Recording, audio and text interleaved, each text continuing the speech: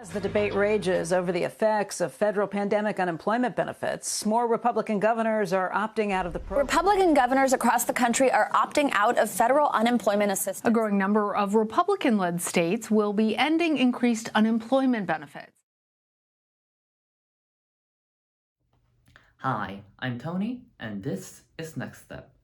Today, I'm going to talk about the controversy around the enhanced unemployment benefits passed under the $1.9 trillion American Rescue Plan.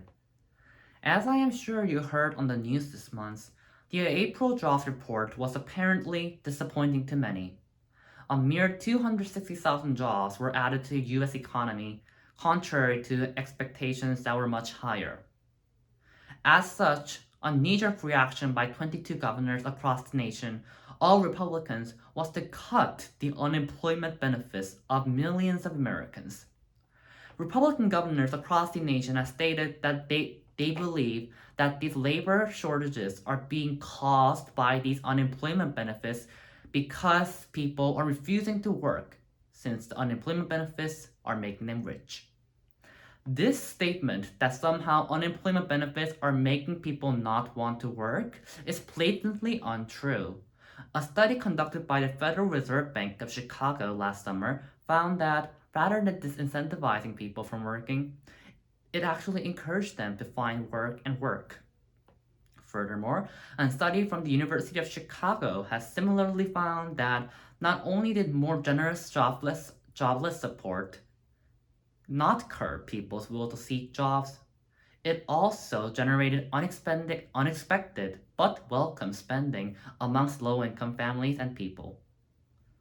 Nonetheless, Republican governors are still planning to cut the most basic of social safety nets in this pandemic, unemployment benefits for millions of Americans, while providing bullshit excuses about how unemployed workers are too lazy to return to work.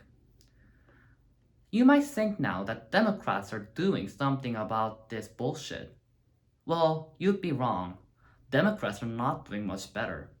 While they are defending the position that the unemployment benefits are not disincentivizing people from working, which is a true statement, at the same time, they are parroting Republican talking points that people should absolutely return to horrible poverty wage jobs that they rarely want to return to if given the opportunity. In simple terms, Republicans are taking the nakedly cruel position that unemployment benefits should be withdrawn so that poor people will return to badly paid and potentially unsafe jobs. Democrats, in turn, are rejecting their arguments while also saying that poor people should return to horrible paying, unsafe jobs. Is there much of a difference between the two party statements? To me, there isn't much difference. The problem with this line of thinking amongst both major political parties in the United States is that, put simply, they somehow think that a minimum wage job can ever be enticing to ordinary Americans. Think about it.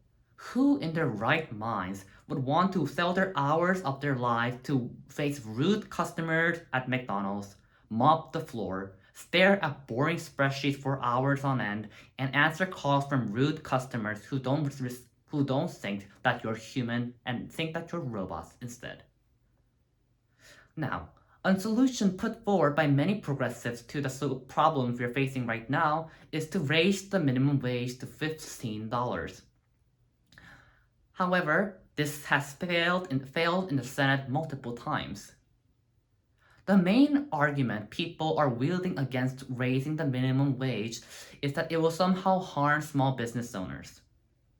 But let me ask you this question. If you can't afford to pay people a livable wage, if your business's finances are really that dire, then are you, the business owner, qualified to keep operating that business? But setting this complicated problem aside, let's instead talk about big companies like McDonald's. They can absolutely afford to pay a $15 minimum wage to their workers. The chain's total CEO compensation in 2019 ended up topping $18 million, which was 1,000 times higher than that of the median McDonald's employee who made $9,000 that year. As you can see from these facts, the real way that employers can entice workers to work for them is simply raising the minimum wage, or just their wage, to a livable one, so that receiving unemployment benefits are not a better alternative to actually working. Instead of treating workers like tools that can be expended, let's treat them humanely.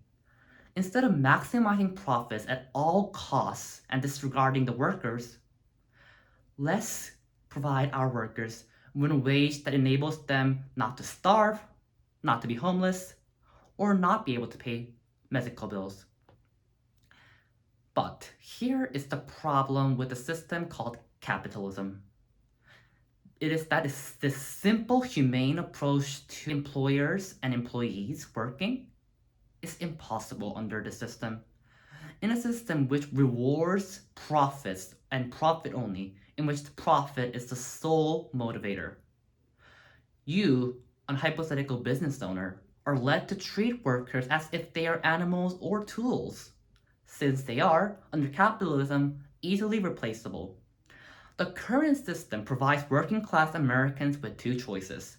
One, work horrible, poverty wage jobs, or go starve and die. It really is a lose-lose situation, a system that works only for the top 1% while disregarding all others. It is a literal fuck you to the working class. So, you might be wondering, I'm listening to all the problems you're talking about, but what do you want us to do about it? Because it would be pointless for me to only point out the problems in today's society. So, what is the solution? Well, first, we can start by rejecting the status quo. We can reject the claim that capitalism works for every American.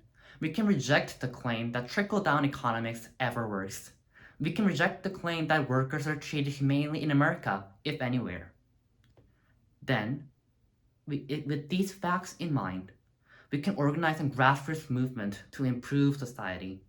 We can elect progressive candidates to office, not candidates that receives millions of dollars from big pharma and big tech. Working towards a humane society in which everyone can lead a humane life and thrive will be a long path for America to take. It will not be an easy path by any means, especially with the capitalist indoctrination in our schools, businesses, government, and society. Nevertheless, it is not an impossible task.